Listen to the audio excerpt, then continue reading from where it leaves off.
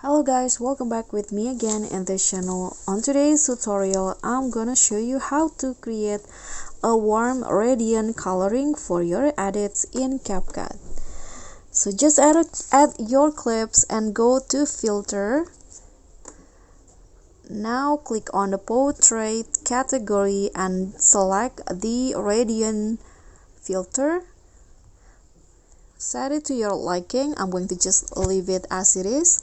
Now go to adjust and follow my setting.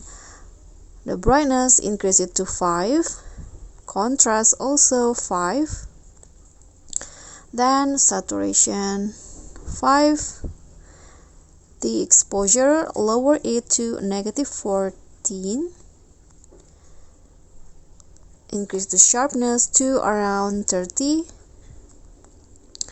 and highlight 10, shadow -10, and add some vignette effect around 23 or adjust it to your liking. So that's all for me.